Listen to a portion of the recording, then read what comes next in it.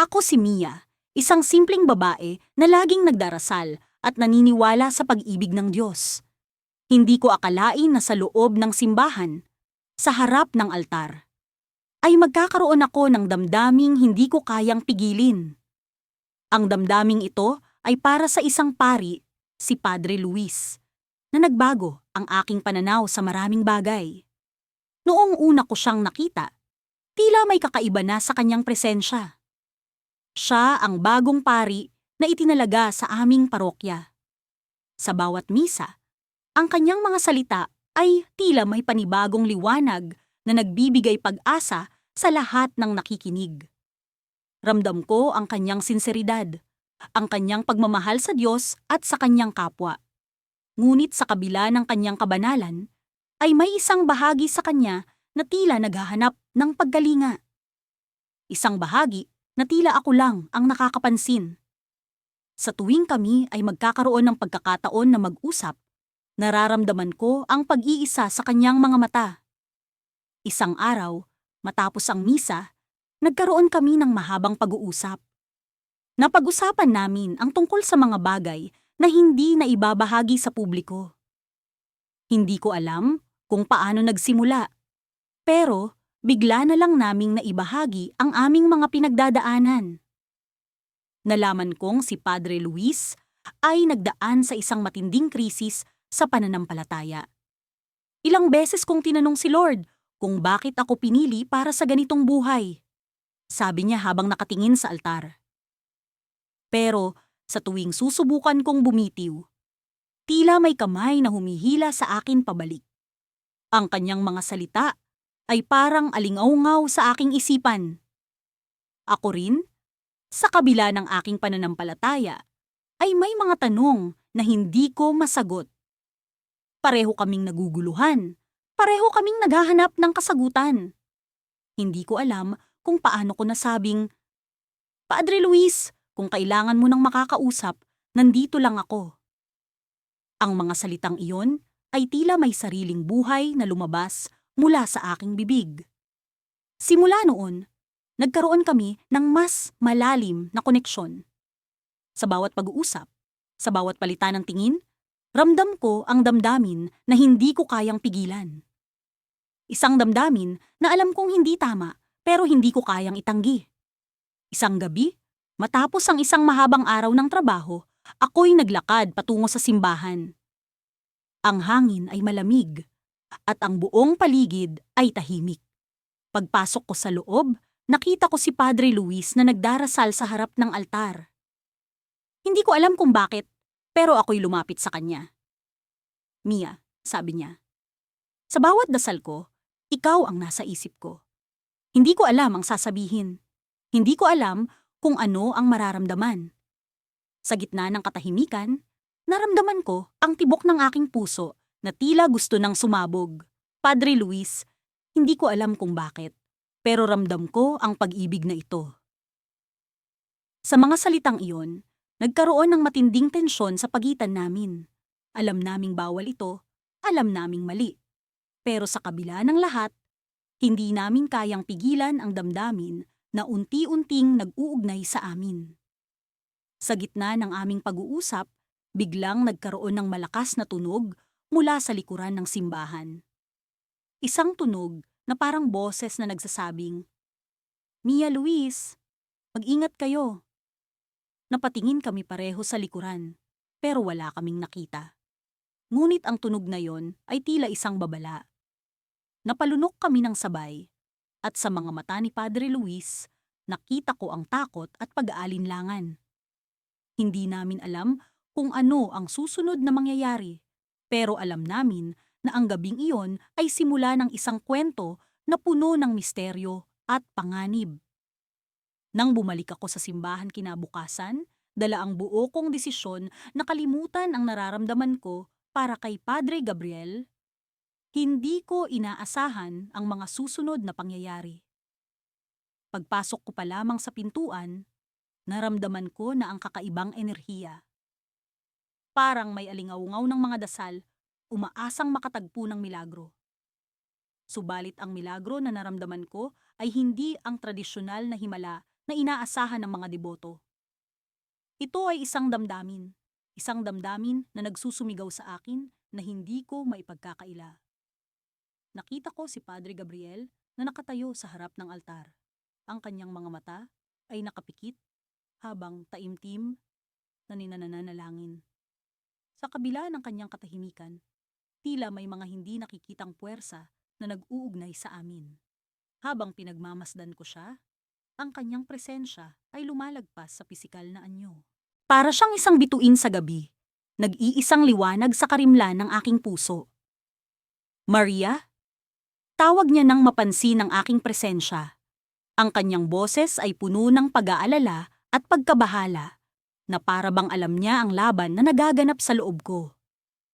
Nasa tono ng kanyang tinig ang pagtanggap at pag-unawa, mga bagay na hindi ko inaasahan mula sa kanya. Hindi ko alam kung paano ko siya haharapin, kung paano ko itatago ang mga damdaming nag-uumpisa nang magpabigat sa aking kaluluwa. Padre Gabriel, sagot ko, pilit na pinapakalma ang aking sarili.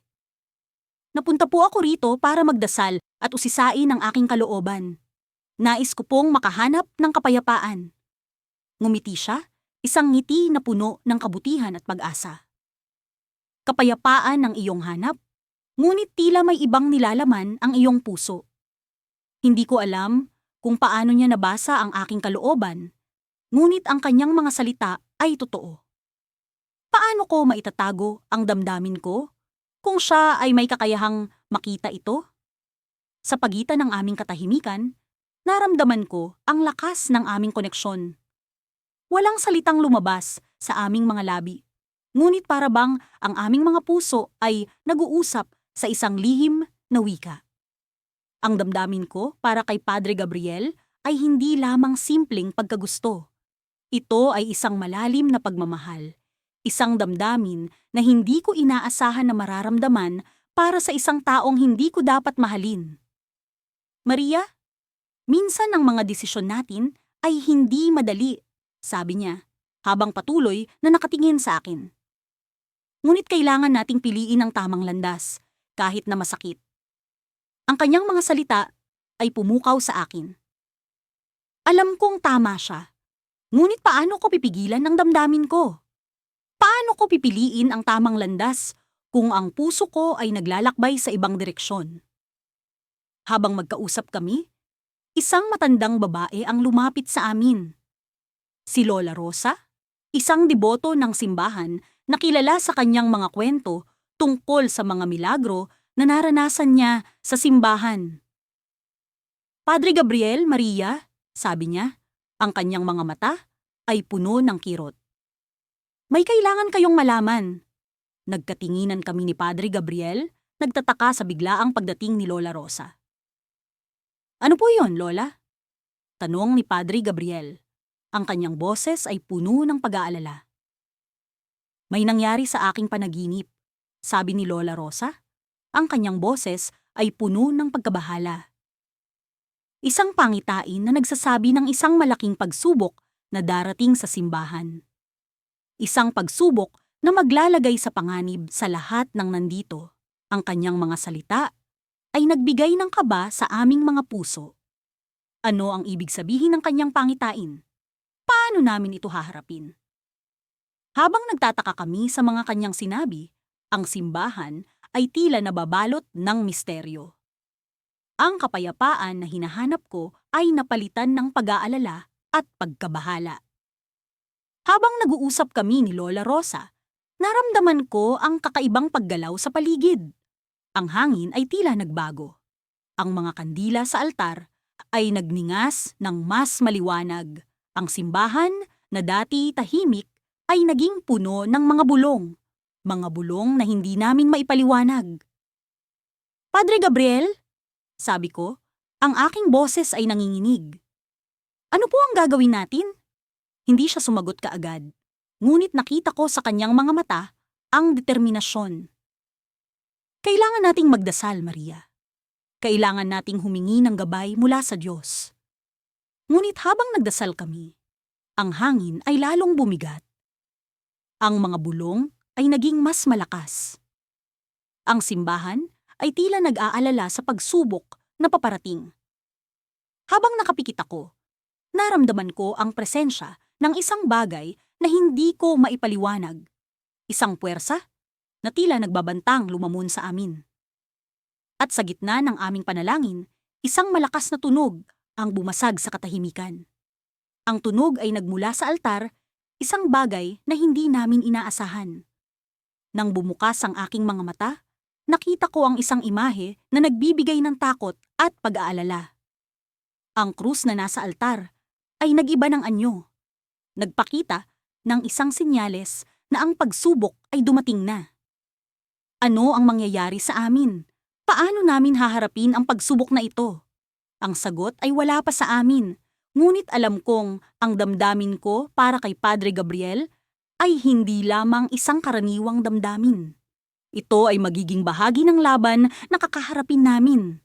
Sa pag-ibig na ito, may nakatagong lakas na magbibigay sa akin ng tapang sa gitna ng panganib. At sa kabila ng panganib na nagbabadya, alam kong kailangan kong manatiling matatag. Ngunit paano ko magagawa ito kung ang puso ko ay patuloy na naglalaban? Sa kabila ng malamig na simoy ng hangin sa dapit hapon, ang init ng damdamin ko'y tila walang kapaguran. Sa bawat hakbang ko papunta sa simbahan, ang puso ko'y nagtatatalon sa kaba at saya. Alam kong mali. Ngunit ano ba ang magagawa ko sa isang damdaming kasintindi ng aking nararamdaman? Hindi ko maipaliwanag kung paano nag-umpisa ang lahat. Ang una naming pagkikita, isang umaga ng linggo, ay tila isang pangkaraniwang araw lamang. Subalit, sa hindi mawaring kadahilanan, ang mga mata niya ay may kakaibang sinag na pumukaw sa aking kaloob-looban. Si Padre Miguel. Ang pangalan ay parang isang awit na hindi ko matanggal sa aking isipan. Ang kanyang mga sermon ay may lalim na bihira kong marinig mula sa iba. Hindi lamang ito tungkol sa mga salita ng Diyos, kundi may mas malalim na pag-unawa sa mga sugat na dinadala ng bawat isa sa amin. Sa bawat pagdalaw ko sa simbahan, mas lalong lumalim ang aking pagtingin sa kanya, hanggang sa unti-unti kong naramdaman na ang damdamin ko'y hindi na basta paghanga. Isang gabi, habang nagdarasal ako sa harap ng altar, narinig ko ang kanyang mga hakbang sa likuran. Hindi ko alam kung paano ko nagawang hindi tumingin, ngunit ang bawat tunog ng kanyang sapatos sa marmol na sahig ay tila musika sa aking pandinig. Hanggang sa narinig ko na ang kanyang boses, marahang tinatawag ang pangalan ko. Lia! Wika niya, puno ng kabaitan at pag-unawa. May maitutulong ba ako sa'yo? Hindi ko alam kung paano ko siya titingnan nang hindi nahuhulog ang loob ko sa bawat ngiti niya. Ngunit nang humarap ako sa kanya, alam kong wala akong magagawa. Sa mga sandaling iyon, tila kami lang dalawa ang nasa loob ng simbahan. Ang mga kandila ay nagsisilbing saksi sa isang damdaming hindi ko maipaliwanag. Padre Miguel, sagot ko, pilit pinipigilan ang panginginig ng aking boses. Kailangan ko ng gabay. Hinawakan niya ang aking kamay, isang simpleng kilos na nagpatibok ng puso ko ng mas mabilis. Lia, narito ako para sa'yo. Ano man ang iyong pinagdaraanan, hindi ka nag-iisa. Sa mga sandaling iyon, ramdam ko ang init ng kanyang palad. Parang may dumaloy na kakaibang lakas sa akin. Subalit, alam kong hindi dapat. Nagsimula akong magduda sa sarili ko. Paano ko haharapin ang damdaming ito na labag sa lahat ng itinuro sa akin? Ngunit paano ko rin naman pipigilin ang isang pusong nagmamahal? Lumipas ang mga araw, mas lalong lumalim ang aming ugnayan. Hindi ko alam kung nararamdaman din ba ni Padre Miguel ang nararamdaman ko, ngunit ang bawat pag-uusap namin ay nagiging mas malapit, mas personal. Hindi na lamang siya ang pari na nagbibigay ng sermon tuwing linggo. Siya na ang taong nagbibigay kahulugan sa mga araw ko. Ang taong nagbigay liwanag sa aking dilim. Isang gabi, habang kami nag-uusap sa hardin ng kumbento, hindi ko na napigilan ang aking sarili. Padre Miguel, alam kong mali ito pero... Mahal kita? Bulong ko, puno ng takot, ngunit punong-puno rin ng pag-asa. Tila natigilan siya, ang mga mata niya ay puno ng gulat. Ngunit kasabay ng kanyang katahimikan, ang puso ko'y nagkaroon ng pag-asa. Hanggang sa nakita ko ang isang tila hindi maipaliwanag na kalungkutan sa kanyang mga mata. Lia? Sabi niya. Ang boses niya'y puno ng damdamin. Ako'y nagmamahal din sa'yo, subalit may mga bagay na hindi natin kayang isakripisyo. Ang kanyang mga salita ay tila espada na tumusok sa aking puso. Alam ko ang sinasabi niya. Alam ko ang mga limitasyon. Ngunit masakit. Masakit na malaman na ang pag-ibig namin ay tila isang pangarap na hindi kayang maging ganap. Sa gitna ng aking pagkalito, isang kakaibang damdamin ang bumalot sa akin. Tila isang liwanag na nagmula sa kawalan, nagbibigay ng pag-asa sa kabila ng lahat. Ang pag-ibig namin ni Padre Miguel ay hindi lamang sa pisikal na anyo. Ito ay isang pag-ibig na lampas sa material na daigdig. Nauunawaan ko, Padre, sagot ko, habang ang mga luha ko'y nagsimulang bumagsak. Ngunit kung ito ang kapalaran natin, handa akong maghintay. Handa akong manalangin. Sa kanyang pagngiti, naramdaman ko ang isang kakaibang kapayapaan. Ngunit sa likod ng kanyang mga ngiti, may isang lihim na hindi ko inaasahang matuklasan. May nais akong ipagtapat sa'yo? Yelia? Sabi niya, ang boses niya'y puno ng pag-aalala. Ang buhay ko ay hindi lamang tungkol sa pagiging isang pari. May lihim akong daladala, isang lihim na maaaring magbago ng lahat. Sa mga sandaling iyon, natanto ko na ang pag-ibig namin ay hindi lamang tungkol sa aming dalawa. May mas malalim na kwento na dapat kong malaman. Ang kanyang mga matay puno ng pag-aalinlangan, ngunit may determinasyon sa kanyang boses. Ano ang lihim ni Padre Miguel? At paano ito makakaapekto sa aming pag-ibig na tila walang kasiguraduhan? Sa gitna ng dilim ng gabi, isang liwanag ang nagsimulang bumalot sa amin. Isang liwanag ng pag-asa. Isang liwanag ng pag-unawa. Ngunit sa likod ng liwanag na ito, alam kong may pagbabagong paparating. Isang pagbabago na magiging susi sa aming kapalaran. Hindi ko inasahan na sa isang tahimik na gabi, habang lumuluhod ako sa harap ng altar, ay mahahanap ko ang sarili kong nagdududa sa lahat ng aking pinaniniwalaan. Sa mga nagdaang linggo, pilit kong sinusupil ang damdamin kong tila isang bulkan na handang sumabog. Pinipilit ang aking sarili na hindi magpadala sa tukso. Ngunit sa bawat pagdalo ko sa misa, sa bawat oras na maririnig ko ang tinig ni Padre Miguel na umaalingaw-ngaw sa loob ng simbahan, parang lalo lamang lumalalim ang aking nararamdaman. Hindi ko kailanman inakala na magiging ganito kahirap ang umiwas. Ang kanyang mga mata, tila ba may lihim na sinasabi sa akin sa tuwing magtatama ang aming mga tingin. Paano ko nga ba matatakasan ang ganitong sitwasyon kung ang puso ko mismo ang kalaban ko? Sa pagitan ng bawat dasal, nararamdaman ko ang pag-aalinlangan na bumabalot sa akin. Saan ba ako nagkamali? O ito ba ay isang pagsubok na kailangan kong pagdaanan? Isang gabi, pagkatapos ng misa, natagpuan ko ang aking sarili na naglalakad sa hardin ng simbahan. Ang buwan ang tanging saksi sa aking pagkalito. Hindi ko napansin na naroon din si Padre Miguel, tahimik na nakaupo sa isang bangko. Nagulat ako nang makita ko siya, ngunit imbis na umiwas, naglakas loob akong lumapit. Magandang gabi, Padre Miguel. Bati ko habang tinatangkang itago ang kaba sa aking tinig. Magandang gabi, Isabel, sagot niya, at ang kanyang tinig ay puno ng kaginhawaan. Mukhang marami kang iniisip, tumango ako. Oo, Padre. Napakaraming tanong na bumabagabag sa akin ngayon. Nauunawaan ko? Sagot niya habang nakatingin sa malayo. Tila ba may iniisip ding malalim. Minsan, Ang mga tanong na iyon ay nagiging daan para mas makilala natin ang ating sarili. Nagpatuloy ang pag-uusap namin sa ilalim ng liwanag ng buwan. Nakinig siya habang ibinabahagi ko ang aking mga alinlangan at takot. Hindi ko inasahan na magiging ganito kabukas ang aming pag-uusap. Sa kabila ng kanyang tungkulin, ramdam kong nauunawaan niya ang aking pinagdaraanan. Habang nagkukwento ako, unti-unting bumabalot sa akin ang kakaibang pakiramdam. Parang unti-unting nawawala ang bigat na nakapatong sa aking dibdib. Ngunit sa kabila ng lahat, naroon pa rin ang tanong. Ano ang tunay kong nararamdaman para kay Padre Miguel? At paano ko ito haharapin?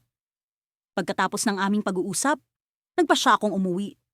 Ngunit bago ako makalayo, tinawag niya ako. Isabel, wika niya. Ang tono niya ay puno ng pag-aalala. Laging tandaan na hindi mo kailangang mag-isa sa laban na ito. Kung kailangan mo ng makakausap, narito lang ako. Ngumiti ako at nagpasalamat. Alam kong sa kabila ng lahat, isang malaking kasalanan ang nararamdaman ko. Ngunit paano ko nga ba pipigilan ang isang damdaming higit pa sa akin? Kinabukasan, nagising ako na may bagong desisyon sa aking puso. Kailangan kong harapin ang nararamdaman ko at alamin kung ano talaga ang nasa puso ni Padre Miguel. Hindi magtatagal ay kailangan kong gumawa ng hakbang, kahit gaano pa ito kahirap. Isang umaga, habang naglalakad ako patungo sa simbahan, isang hindi inaasahang tanawin ang bumungad sa akin. Si Padre Miguel, kausap ang isang babae na hindi pamilyar sa akin. Sa unang pagkakataon, nakaramdam ako ng selos. Sino siya? At ano ang ginagawa niya rito? Mabilis akong pumasok sa loob ng simbahan, ngunit hindi ko maialis sa isip ko ang nakita ko. Habang nagdarasal, naramdaman ko ang pag-aalinlangan na muling bumabalot sa akin. Paano kung may iba pang dahilan ang mga naging pag-uusap namin ni Padre Miguel? Paano kung hindi lang ako ang may espesyal na damdamin sa kanya? Sa pagtatapos ng misa, naglakas loob akong lumapit kay Padre Miguel. Ngunit bago pa man ako makapagsalita, siya na mismo ang nagbukas ng usapan. Isabel, kailangan kitang makausap. Wika niya, ang kanyang tinig ay punong-puno ng seryosong damdamin. Mayroong isang bagay na mahalaga kong sabihin sa iyo. Bigla akong kinabahan. Ang mga susunod niyang sasabihin ay maaaring makapagpabago ng lahat. Sa kabila ng takot, nagdesisyon akong harapin ito. Ngunit bago pa man siya makapagsalita, isang malakas na ingay mula sa labas ng simbahan ang pumukaw sa aming atensyon. Lumabas kami at doon namin nakita ang isang grupo ng mga tao na nagkukumpulan. Sa gitna ng kaguluhan, isang balita ang lumutang. May isang pangyayari na mangyayari sa bayan na magpapabago sa buhay ng lahat. At sa gitna ng kaguluhan, naramdaman kong may mas malalim pang dahilan ang lahat ng ito. Ang totoo, hindi ko alam kung ano ang mangyayari sa mga susunod na araw. Ngunit isang bagay ang sigurado, ang gabi ng aming pag-uusap ni Padre Miguel ay simula pa lamang ng mas malalim na kwento. At sa likod ng lahat ng ito, naroon ang isang lihim na naghihintay na mabunyag. Sa bawat araw na lumilipas, mas lalong lumalalim ang pagtingin ko kay Pari Daniel. Hindi ko na maikakaila sa sarili ko na ang damdaming ito ay hindi na lamang basta paghanga. Nagsimula itong maging isang pagnanasa, isang uhaw na hindi ko maipaliwanag. Sa tuwing nagsisimba ako, hindi ko mapigilan ang pagtibok ng puso ko sa bawat hakbang niya papunta sa altar. Ang kanyang mga mata ay tila may sinasabi, na parang may lihim na mensaheng ipinapadala sa akin tuwing magtatama ang aming mga tingin isang hapon. Matapos ang misa, nagpaalam ako sa mga kaibigan kong sina Clara at Jan na mauuna na ako sa kanila. Naglakad ako patungo sa likod ng simbahan kung saan madalas akong nagmumuni-muni. Hindi ko inaasahan na makikita ko si Pare Daniel doon, nakaupo sa isang lumang bangko. tila malalim ang iniisip. Magandang hapon, Pari Daniel. Ang bati ko, sinusubukang itago ang kaba sa boses ko. Magandang hapon din, Sofia. Tugon niya, sabay ngiti. May kung anong init sa kanyang mga mata na nagpasiklab ng apoy sa aking damdamin. Pansamantalang lumabas ako para lang makapag-isip. Dagdag niya. Minsan, kahit ang mga pari ay nangangailangan ng oras para sa kanilang sarili. Umupo ako sa tabi niya.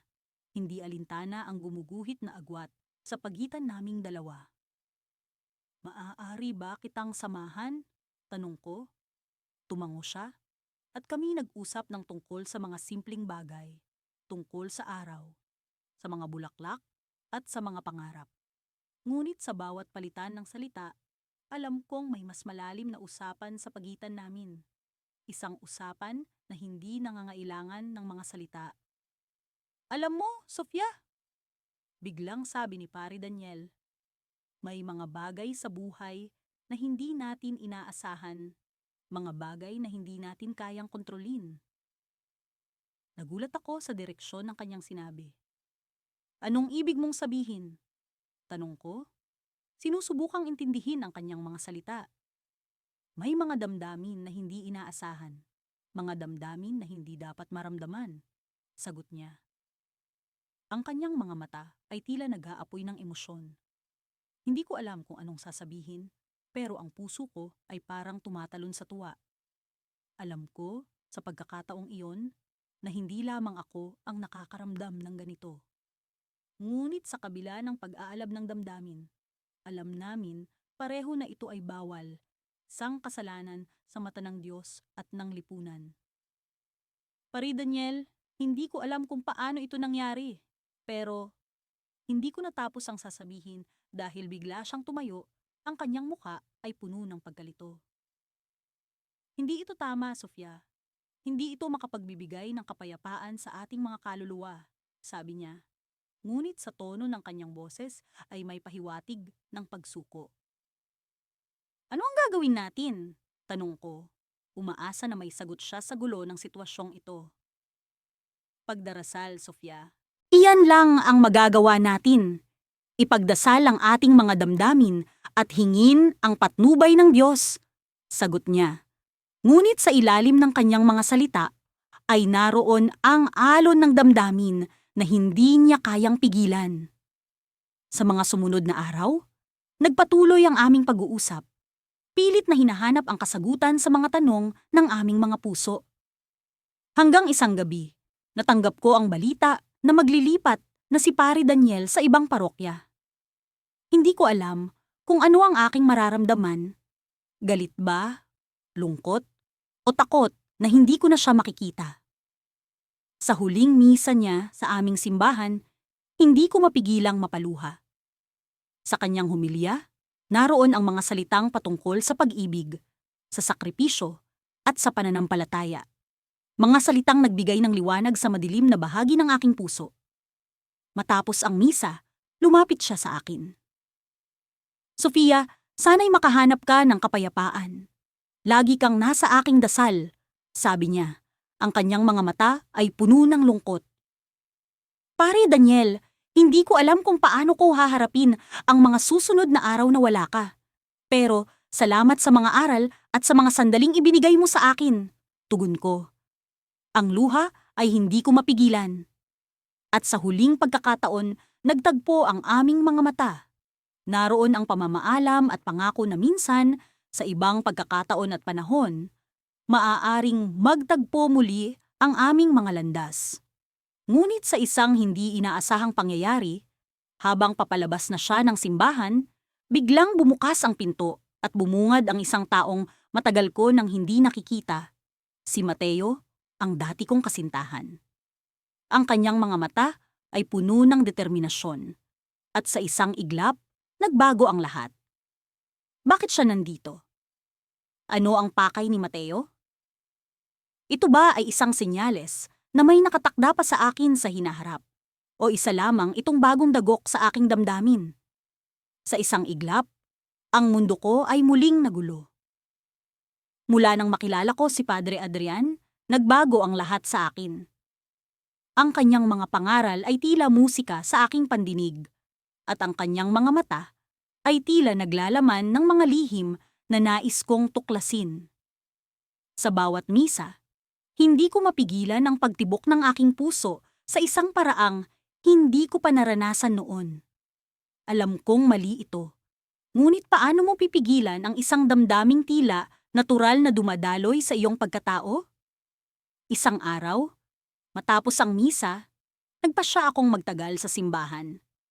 Habang unti-unti nang nawawala ang mga tao, sinubukan kong lumapit kay Padre Adrian. Nag-aalangan ako, ngunit may bahagi sa akin na nais makausap siya. Kahit sa simpleng paraan lamang. Magandang araw, Padre Adrian. Bati ko habang siya'y nag-aayos ng mga gamit sa altar. Magandang araw din, Hija. Anong maitutulong ko sa'yo? Malumanay niyang tanong. Napansin ko ang pagod na bakas sa kanyang mukha, ngunit hindi iyon nakabawas sa kanyang karisma. Wala naman po. Gusto ko lang po sanang magpasalamat sa inyong magandang sermon. Napakaganda po ng mensahe ninyo kanina. Ngumiti siya, at pakiramdam ko'y natunaw ako sa lambing ng kanyang ngiti. Salamat. Laging masarap sa pakiramdam kapag alam mong may naaabot ang iyong mensahe. Nagpatuloy ang aming pag-uusap sa ilalim ng mga kandila ng simbahan. Napag-usapan namin ang tungkol sa pananampalataya, sa mga pagsubok na kinakaharap ng bawat isa, at hindi ko maiwasang humanga sa kanyang lalim at dedikasyon. Ngunit habang tumatagal ang aming pag-uusap, unti-unting bumibigat ang sari-saring emosyon sa aking dibdib. Padre Adrian, may itatanong po sana ako. Sinimulan ko, pilit na kinakalma ang sarili. Sige lamang, Hija, ano yon? Tumugon siya ng may pagkamausisa. Hindi po ba kayo nagkaroon ng pagdududa sa inyong bokasyon? O nagkaroon ng pagkakataong umibig? Isang saglit na katahimikan ang namagitan sa amin. Nakita ko sa kanyang mga mata ang pag-aalinlangan na tila nahuli ko siyang hindi nakahanda. Bilang tao, natural lang na makaramdam ng pagdududa at pagkatukso, pero bahagi iyon ng aming sakripisyo. Ang pagmamahal ay hindi laging romantiko. Maaari itong ipakita sa iba't ibang paraan, gaya ng pagbibigay ng sarili sa Diyos at sa kapwa. Naramdaman ko ang pagbigat ng aking dibdib. Alam kong ang kanyang sagot ay tama, ngunit hindi ko mapigilan ang aking damdamin. Pero, paano po kung ang damdamin ay mas malalim pa roon? Kung ito'y higit pa sa dapat? Napabuntong hininga siya at tumingin sa akin ng diretsyo. Sa titig niyang iyon, parang may nabasa siyang lihim sa aking puso. Ang pagmamahal, Hija, ay isang misteryo. Minsan hindi natin ito kayang ipaliwanag, pero kailangan natin itong ilagay sa tamang konteksto. Muli, nagkaroon ng katahimikan sa pagitan namin. Parang may alon ng pag-unawa na dumaloy sa aming dalawa. Subalit bago pa man ako makapagsalita muli, isang malakas na kalabog ang pumukaw sa aming pansin mula sa likod ng altar. Agad na bumaling si Padre Adrian sa pinagmula ng ingay. Sandali lang, Hija. Titingnan ko lang kung ano yon, sabi niya, at agad na pumunta sa likod. Naiwan akong nag-iisip at nagtatanong sa aking sarili, ano ba talaga ang nararamdaman ko?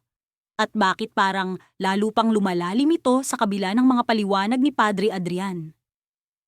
Habang nagmumuni, hindi ko maiwasang makaramdam ng kaba. Ano kaya ang nangyari sa likod ng altar?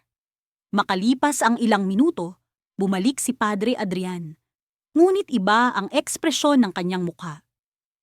May bakas ng pag-aalala at pagkabahala. May problema po ba, Padre? Tanong ko agad. Wala naman, Hija. Ngunit kailangan kong asikasuhin ito. Pasensya ka na kung hindi ko matutuloy ang ating pag-uusap ngayon, sagot niya. Halatang may iniisip na mabigat. Okay lang po. Naiintindihan ko, sagot ko, kahit sa loob-loob ko ay may panghihinayang. Habang naglalakad ako palabas ng simbahan, isang tanong ang hindi maalis sa isip ko. Ano ang nakita ni Padre Adrian sa likod ng altar? At bakit parang may kung anong nagbago sa kanyang pagkatao matapos niyang makita iyon? Habang papalayo, naramdaman ko ang pag-ihip ng malamig na hangin, tila may dalang babala. Sa likod ng aking isipan, alam kong hindi pa ito ang huli. Ang aking damdamin para kay Padre Adrian ay isang apoy na hindi basta-basta mawawala. Ngunit sa kabila ng lahat, naiwan akong nagtataka sa kung ano ang tunay na nangyayari sa simbahan. May lihim bang bumabalot dito na hindi ko pa natutuklasan? At ano ang magiging papel ko sa lahat ng ito? Sa lahat ng ito, isang bagay ang sigurado. Ang aking pag-ibig ay hindi basta-basta susuko. Ngayon, mas determinado akong alamin ang katotohanan, kahit pa ito'y magdala sa akin sa mga sitwasyong hindi ko inaasahan. Sa isang tahimik na sulok ng simbahan, habang ang mga kandila ay mahinang nag-aapoy at ang amoy ng insenso ay bumabalot sa paligid, narinig ko ang mga hakbang ni Padre Gabriel papalapit sa akin. Ang awit ng mga anghel sa koro ay tila naging backdrop ng aming lihim na pag-uusap, ngunit sa sandaling ito, ako'y naguguluhan kung ito ba'y awit ng kaligtasan o babala sa panganib. Maria, tawag niya sa akin. Ang kanyang boses ay may halong kabigatan at pag-aalala. Bakit ka nandito sa ganitong oras? Hindi ko alam kung paano ko siya sasagutin. Ang damdamin ko'y parang nagwawala sa loob ng aking dibdib. Isang labanan ng tama at mali, ng pag-ibig at pananampalataya. Ngumiti ako ng pilit. Gusto ko lang sanang magdasal.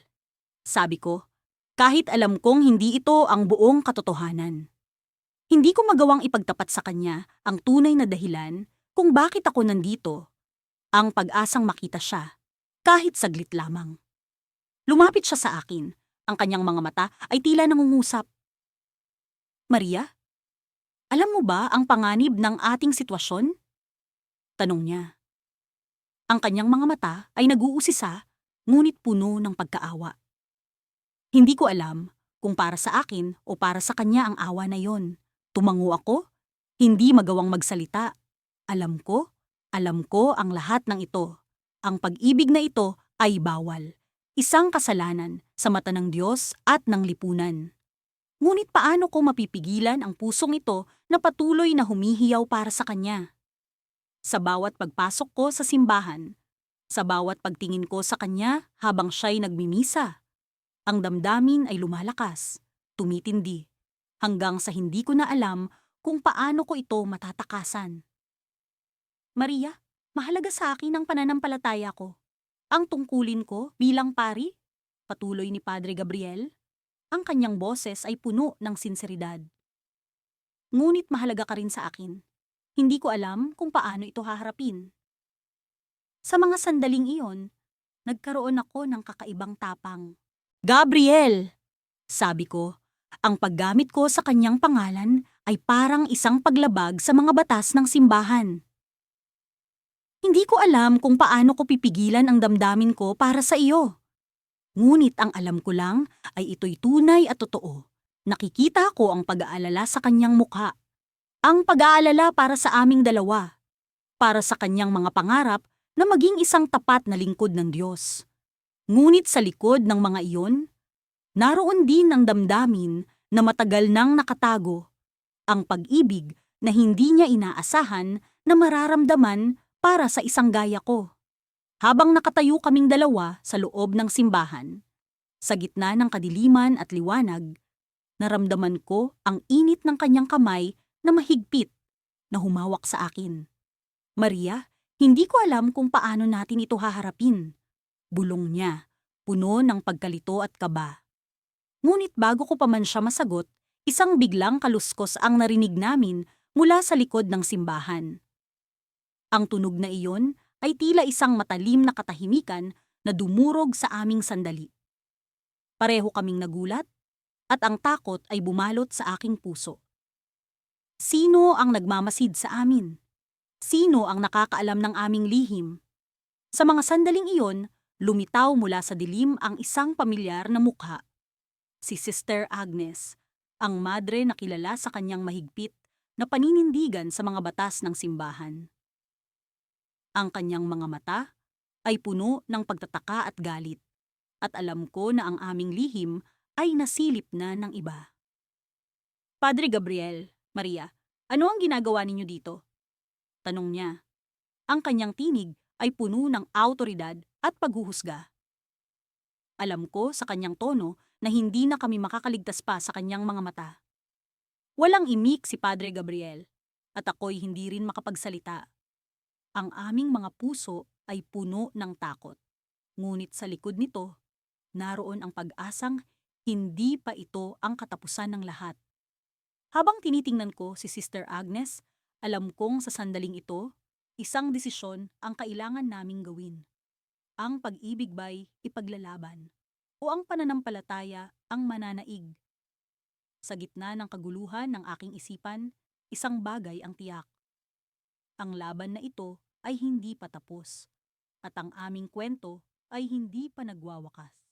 At sa kabila ng lahat, naroon ang isang pag-asa na sa bandang huli, ang pag-ibig at pananampalataya ay maaaring magkasundo kahit sa isang mundo na tila hindi ito pinapayagan. Ngunit paano? Paano namin haharapin ang ganitong sitwasyon? Iyon ang tanong na aming sasagutin sa mga susunod na hakbang. Dumating ang sandali ng pagpili, ngunit ang sagot ay tila nakatago pa rin sa kadiliman. Ngunit alam ko, sa kaibuturan ng aking puso, ang laban na ito ay hindi ko isusuko. Sa kabila ng lahat, alam kong ang nararamdaman ko para kay Padre Alejandro ay maaaring hindi nauunawaan ng marami. Ngunit ang puso, sa kanyang sariling misteryo, ay may paraan ng pag-ibig na hindi basta-basta kayang pigilan ng isip. Ang bawat ngiti niya, ang bawat tingin na tila puno ng pag-unawa at pagkalinga, ay nagiging dahilan upang patuloy na magising ang damdamin kong tila walang hangganan. Isang hapon, habang naglalakad ako sa likod ng simbahan, narinig ko ang mga hakbang ni Padre Alejandro papalapit sa akin. Hindi ko alam kung bakit, pero tuwing magkasama kami, parang may kakaibang kuryente sa hangin. Parang naglalaro ang liwanag at anino, at ang oras ay tumitigil. Magandang hapon, Amara, bati niya. Ang kanyang boses ay puno ng init na nagbigay buhay sa namimiss kong katahimikan. Magandang hapon din, Padre Alejandro, sagot ko. Pilit pinipigilan ang panginginig ng aking boses. Mukhang may iniisip ka. May problema ba? Tanong niya habang nakatingin sa akin ng may pag-aalala. Wala naman, Padre. Naisip ko lang kung gaano kahirap minsan ang sundin ang landas na inaakala mong tama. Sagot ko. Nagtatangkang itago ang tunay na dahilan ng aking pagkabalisa. Tumigil siya at tumingin ng diretso sa aking mga mata.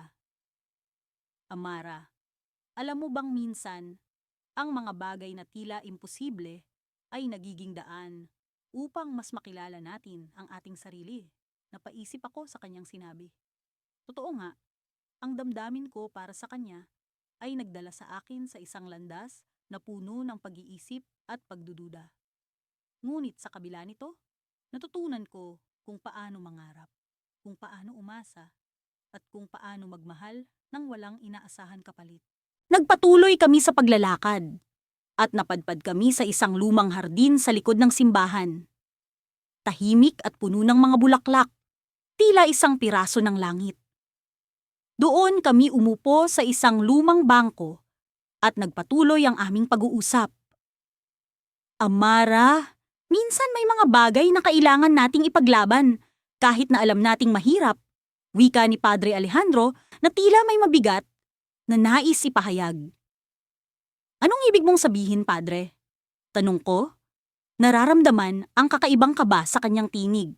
Amara, matagal ko nang nararamdaman na may espesyal na koneksyon tayo.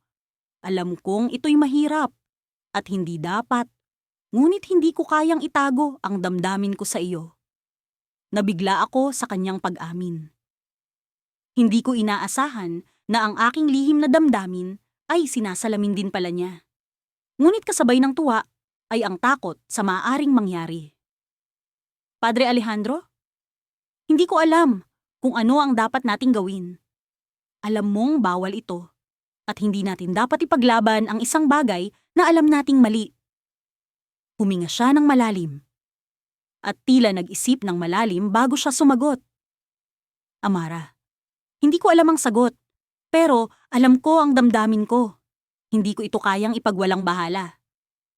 Habang nag-uusap kami, biglang may dumating na isang matandang babae.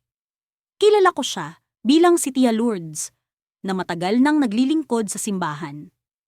May dala siyang isang sulat at halatang kabado siya. Padre Alejandro, Amara, may dapat kayong malaman. Wika niya habang inaabot ang sulat kay Padre Alejandro. Binuksan ni Padre Alejandro ang sulat at kitang-kita ko ang pagkabigla sa kanyang mukha. Nagbago ang ekspresyon niya mula sa pagiging kalmado patungo sa labis na pag-aalala. Amara, kailangan nating pag-usapan ito, sabi niya habang ipinapakita sa akin ang nilalaman ng sulat. Ang sulat ay mula sa obispo. Malalaman na pala nila ang aming nararamdaman at isa itong babala. Sinusubok ng obispo na ilipat si Padre Alejandro sa ibang parokya at iniimbestigahan ang aming relasyon. Biglang bumilis ang tibok ng aking puso. Hindi ko alam kung ano ang mangyayari. Sa kabila ng aming mga damdamin, ang aming mundo ay tila magbabago sa isang iglap. Padre, ano ang gagawin natin? Tanong ko, puno ng pag-aalala. Amara, hindi ko alam. Pero alam kong hindi kita kayang talikuran. Kailangan nating harapin ito. Kahit ano pa man ang mangyari, wika niya, puno ng determinasyon. Sa gabing iyon, habang naglalakad ako pa uwi, hindi ko maalis sa isip ang mga pangyayari.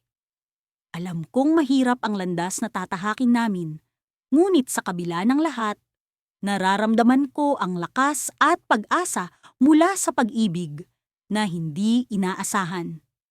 Ngunit sa aking pag-uwi, isang hindi inaasahang pangyayari ang naganap.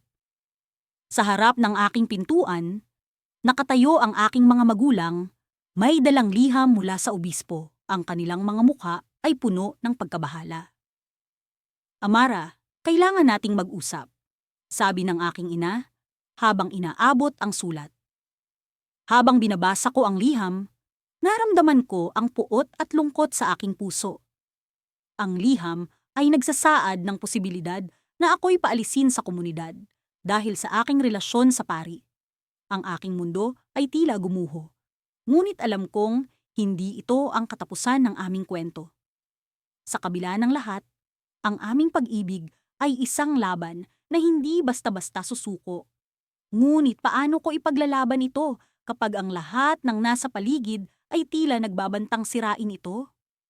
Sa gabing iyon, natulog akong may luha sa aking mga mata, ngunit ang puso ko ay puno ng pag-asa. Sa likod ng bawat pagsubok, alam kong may liwanag na naghihintay. Ngunit paano namin ito mararating? Iyon ang tanong na kailangan naming sagutin. Sa kalagitnaan ng isang tahimik na gabi, habang ang hangin ay malamig at ang buwan ay tila nagmamasid mula sa kalangitan, ako'y nakaupo sa aking silid. Hinahaplos ang mga pahina ng aking journal. May bahagi sa akin na nais sumigaw sa mundo ng katotohanan ng aking nararamdaman. Ngunit may mas malakas na boses na nagsasabing, ito'y dapat manatiling lihim. Ang pag-ibig ko kay Father Gabriel ay isang kasalanan sa mata ng lipunan at ng simbahan. Ngunit sa puso ko, ito'y tila isang biyaya. Nagsimula ang lahat nang ako'y lumipat sa maliit na bayan na ito, dala ng aking trabaho bilang isang guro. Sa paglipas ng mga buwan, nahanap ko ang aking sarili na palaging nasa simbahan. Hindi lamang para sa misa, kundi para sa katahimikan at aliw na dulot ng bawat sermon ni Father Gabriel. Siya'y may kakaibang kakayahan na gawing buhay ang mga salita ng Diyos. At unti-unti, hindi ko na napigilang maramdaman ang pagtingin sa kanya. Isang araw, habang ako'y nasa loob ng simbahan, nagkataong kaming nagkasalubong. Ang kanyang mga mata ay tila lumulukso sa tuwa sa tuwing kami nagkikita. At sa mga sandaling iyon, alam kong hindi ako nag-iisa sa nararamdaman. Subalit, lagi niyang iniiwasan ang mga pagkakataong iyon na tila may pader na hindi niya kayang basagin. Sa gabi ring iyon, hindi ako mapakali. Ang aking isip ay puno ng katanungan at pag-aalinlangan. Habang ako'y nagmumuni-muni, biglang kumatok si Clara, ang aking matalik na kaibigan. "Halina't maglakad tayo sa labas. Kailangan mong magpahangin," wika niya. Sumama ako sa kanya, at kami naglakad sa tabi ng ilog. Ang paborito naming lugar para mag-usap ng sarilinan. "Hindi ko na kayang itago pa, Clara." Pagsisimula ko. Ang damdamin kong ito, para kay Father Gabriel, ay parang apoy na hindi ko mapatay. Napatingin siya sa akin. May halong awa at pangunawa sa kanyang mga mata. "Alam kong mahirap ito para sa'yo. Pero kailangan mong tandaan na may mga bagay na hindi natin kayang ipilit. Ngunit paano mo pipigilan ang puso kung ito'y tila may sariling buhay?" Sa tuwing kami nagkakasalubong ni Father Gabriel, may mga sandali na parang kami nagkakaintindihan kahit walang salita. Ngunit ang kanyang mga mata ay lagi ring puno ng pag-aalinlangan, tila may nais sabihin ngunit hindi magawa. Isang linggo ang lumipas at isang hindi inaasahang pangyayari ang naganap. Habang ako'y nasa simbahan para sa isang espesyal na misa, biglang dumating si Father Gabriel, hindi sa kanyang karaniwang anyo na puno ng pormalidad, kundi tila isang taong may dalang mabigat na pasanin. Pagkatapos ng misa, lumapit siya sa akin at sa unang pagkakataon, siya'y nagbukas. "Kailangan kitang makausap," wika niya. Ang kanyang boses ay may halong kaba at determinasyon. Kami nagpunta sa likod ng simbahan, sa isang lugar kung saan kami walang makakakita. "May mga bagay na hindi ko na kayang itago," sabi ni Father Gabriel. Ang kanyang mga mata ay puno ng emosyon. "Ang damdamin kong ito para sa iyo ay isang bagay na hindi ko inaasahan. At ito'y isang kasalanan sa mata ng Diyos na aking pinaglilingkuran." Nang marinig ko ang kanyang mga salita, ako'y tila nawala sa sarili. Ang pag-amin niya ay isang patunay na hindi ako nag-iisa sa nararamdaman, ngunit ito rin ay nagpapaalala ng mga komplikasyon ng aming sitwasyon. "Bakit ngayon mo lang sinabi ito?" tanong ko. Hindi ko mapigilang maging emosyonal. Dahil ngayon ko lamang napagtanto na hindi ko kayang magpatuloy ng ganito. Kailangan kong malaman kung ano ang iyong nararamdaman para malaman ko kung ano ang aking gagawin. Sa kanyang mga salita, ako'y napatalon sa kaba at ligaya. Ngunit bago pa ako makasagot, isang hindi inaasahang pangyayari ang naganap. Biglang may narinig kaming mga yabag palapit at sa likod ng mga puno, lumitaw si Bishop Rodrigo, ang pinuno ng aming diocese. "Father Gabriel," ang sabi niya, ang kanyang boses ay puno ng awtoridad. "Kailangan nating mag-usap ngayon na." Ang kanyang presensya ay isang paalala ng realidad na aming kinakaharap. Sa sandaling iyon, ang aking puso ay binalot ng takot at pangamba. Ano ang susunod na mangyayari? Ano ang mangyayari sa aming dalawa? Sa likod ng kanyang mga mata, nakita ko ang pangako at pag-asa ni Father Gabriel. Ngunit sa likod ng kanyang pag-alis, ang hindi malaman kung ito na ba ang huli naming pagkikita. Ang aming pag-ibig ay tila isang apoy na nakalaan lamang sa isang gabi ng tag-init. Mabilis magningas. Ngunit kinakailangang itago sa liwanag ng araw. Sa araw na ito, habang pinagmamasdan ko ang mga lumulutang na ulap sa kalangitan, naramdaman ko ang bigat ng mga desisyong kailangan kong gawin. Ang lahat ng ito ay nagsimula noong nakilala ko si Padre Miguel, ang paring nagbago ng aking pananaw sa buhay at pag-ibig. Sa kabila ng kanyang mga pangako ng pagiging deboto sa simbahan, hindi ko mapigilan ang pag-usbong ng damdamin ko para sa kanya. Alam kong mali. Alam kong kasalanan. Ngunit isang bahagi ng puso ko ang ayaw bumitaw. Ang bawat misa na kanyang pinangungunahan ay tila isang personal na mensahe para sa akin. Ang kanyang mga salita ay pumapaso sa aking kaluluwa, nagbibigay ng liwanag sa mga bahagi ng aking sarili na matagal nang nakatago sa dilim. Ang kanyang presensya ay tila isang panalangin na paulit-ulit kong binibigkas. Umaasang makakatagpo ng kapayapaan sa gitna ng kaguluhan ng aking damdamin. Ngunit sa araw na ito, isang bagay ang nagbago. Dumating si Padre Miguel sa aming maliit na kapilya na may kakaibang ningning sa kanyang mga mata. Habang nagsisimula ang misa, hindi ko maiwasang mapansin ang kaba sa kanyang boses, ang tila pag-aalinlangan na bumabalot sa kanyang mga salita. Marahil ay ako lang ang nakapansin nun nito, o baka naman ito'y bunga lamang ng aking imahinasyon. Pagkatapos ng misa, habang ang lahat ay unti-unting lumalabas ng simbahan, naramdaman kong may nais siyang ipahayag. Nagtagpo ang aming mga mata at sa isang iglap ay naunawaan ko ang kanyang pahiwatig. Naghintay ako sa gilid ng simbahan, puno ng kaba at pananabik sa kung anuman ang kanyang sasabihin. Lumapit siya sa akin, ang kanyang mga mata ay puno ng pasasalamat at pag-aalala.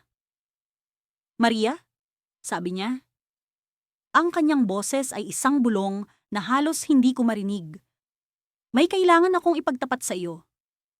Ang mga salitang iyon ay tila mga nota ng isang kantang matagal ko nang inaasam na marinig.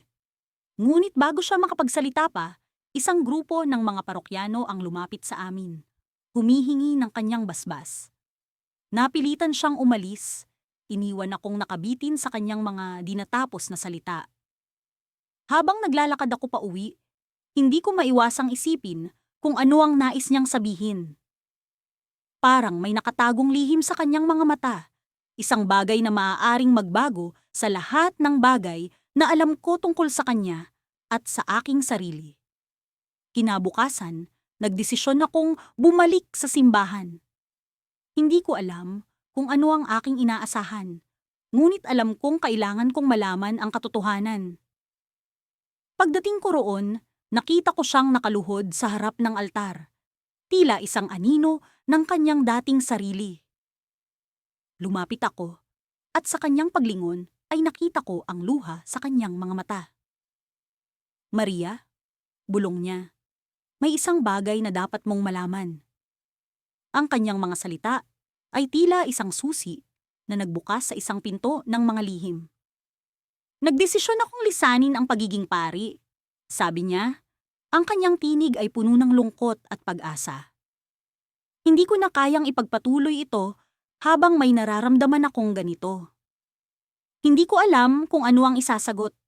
Ang mga salitang iyon ay parang isang patalim na tumusok sa aking puso. Ang isang bahagi sa akin ay puno ng saya. Ngunit ang isa pang bahagi ay puno ng takot sa maaaring mangyari. Ngunit bago pa ako makasagot, isang malakas na tunog ang umalingaw-ngaw sa loob ng simbahan. Isang lalaki, hindi ko kilala, ang pumasok na may daladalang balita. "Padre Miguel, may sumiklab na apoy sa kumbento!" sigaw niya. Sa isang iglap, lahat ng mga plano at pangarap na bumubuo sa aking isipan ay naglaho.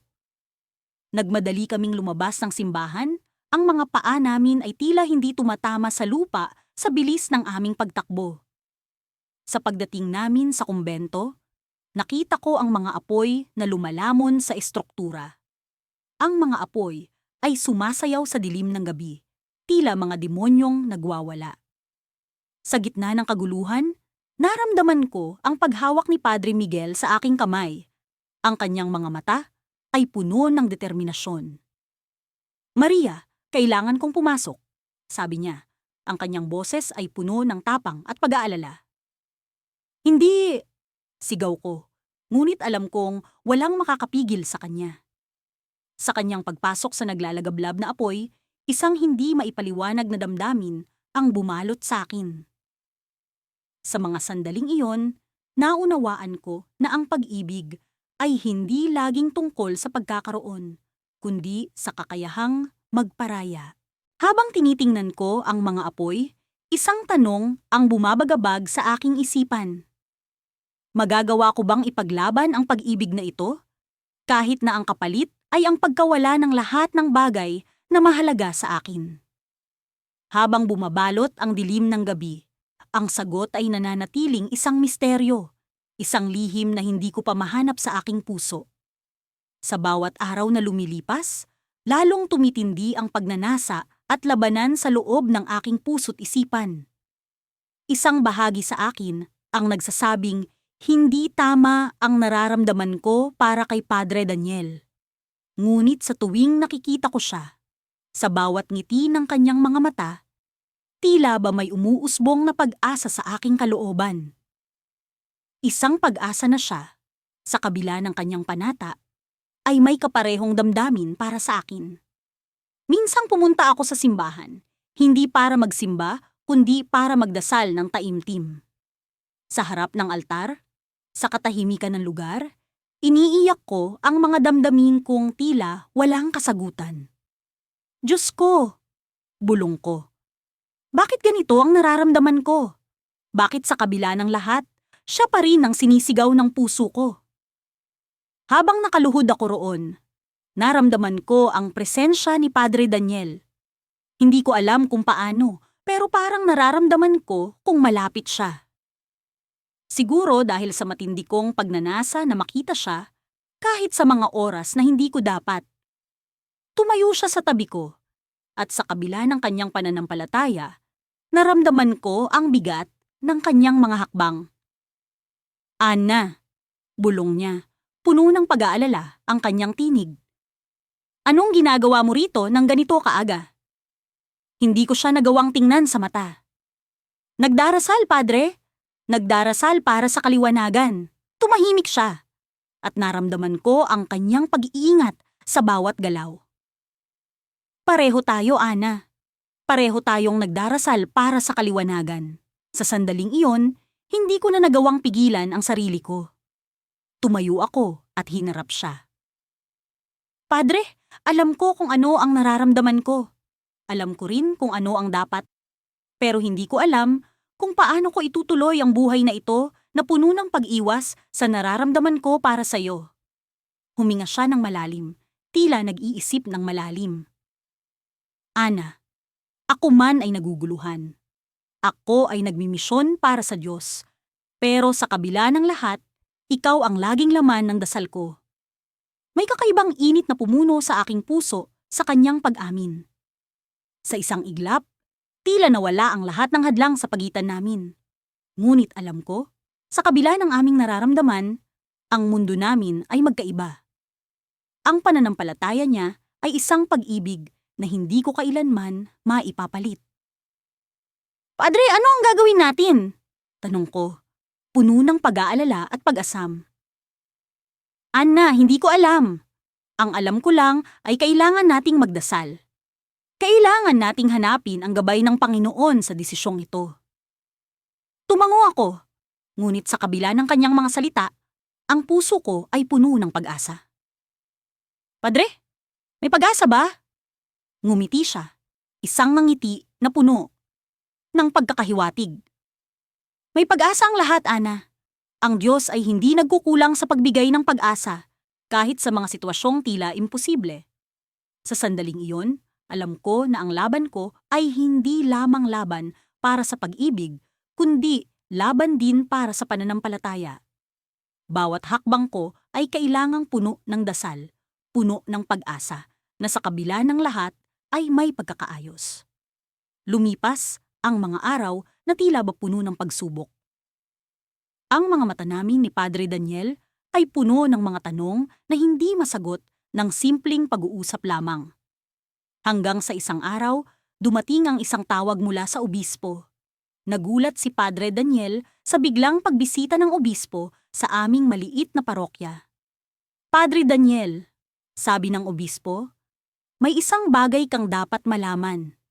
Ikaw ay pinarito sa isang bagong misyon. Isang misyon sa ibang bansa, sa isang lugar na nangangailangan ng iyong serbisyo. Parang bumagsak ang langit sa akin sa mga salitang iyon. Alam kong ito ang magiging daan para sa pagkalayo namin ni Padre Daniel. Ngunit sa kabila ng lahat, alam kong ito ang landas na dapat niyang tahakin. Pagkatapos ng pag-uusap nila, lumapit sa akin si Padre Daniel. Ana, ito na ang pagkakataon para sa ating dalawa na hanapin ang ating landas. Ang misyon ko ay para sa Diyos, ngunit ang puso ko ay para sa iyo. Hindi ko alam ang isasagot. Ngunit isang bagay ang malinaw sa akin. Sa pagkakataong ito, ang laban ko ay hindi lamang laban para sa pag-ibig, kundi laban din para sa tamang landas. Padre, hihintayin kita, sabi ko. Puno ng pag-asa sa kabila ng paggalungkot. Ngumiti siya, isang ngiti na puno ng pangako. Ana, sa kabila ng lahat ng ito, hindi kita kakalimutan. Ang Diyos ang magbibigay sa atin ng tamang daan. At sa sandaling iyon, alam ko na ang laban namin ay hindi pa tapos. Sa kabila ng pagkakalayo, ang puso ko ay puno ng pag-asa na balang araw. Sa tamang panahon, kami ay muling magkikita. Ngunit sa kabila ng pag-asang iyon, isang bagay ang bumabagabag sa aking isipan. Isang tanong na hindi ko masagot. Ano nga ba ang magiging kalagayan ng aming mga puso sa paglipas ng panahon? At sa isang iglap, naramdaman ko ang takot na baka sa kabila ng aming pag-ibig, ang misyon niya ang tunay na magiging sagot sa lahat ng ito.